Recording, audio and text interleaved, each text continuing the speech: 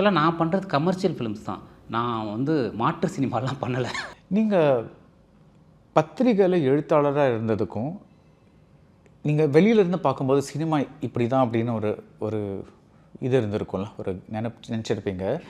இப்போ சினிமாக்குள்ளே இருக்கும்போது ஐயோ நம்ம நினச்சதெல்லாம் இதெல்லாம் கொஞ்சம் வேறு மாதிரி இருக்குது அப்படின்னா வாட் டு யூ ஃபீல்? வியாபாரம் தான் சார், பிஸ்னஸ் தான் அதோடைய. ஏன்னா நமக்கு வந்து ரைட்டராக இருக்கும்போது நமக்கு ஒரு ஃப்ரீடம் இருக்கும், நம்ம எதை வேணாலும் எழுத முடியும். பட் சினிமாவுக்குள்ளே வரும்போது நம்ம நினைக்கிற விஷயத்தை அந்த பிஸ்னஸ்ங்கிற கட்டத்துக்குள்ளே கொண்டு வரணும் ஒன்று. இன்னொன்று எனக்கு என்னென்னா சார், நான் ஒரு கம்ப்ளீட் ஃபிலிம் மேக்கராக ஆகலை, இப்போ வரைக்குமே ஆகலை. எனக்கு அந்த கில்ட் இருக்குது வந்துட்டு. அதுக்கு காரணம் என்னென்னா, நம்ம வேறு ஒரு ஃபிலிம் பண்ணணும்னு நினைக்கிறோம்.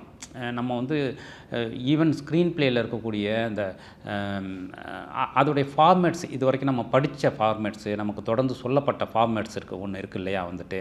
இங்கே வந்து கதையோட பி ஒன்று ஒர்க் ஆகணும், இங்கே ஏ ஒர்க் ஆகணும், அந்த மாதிரி விஷயங்களை எல்லாம் பிரேக் பண்ணணும்னு நம்ம நினைக்கிறோம்.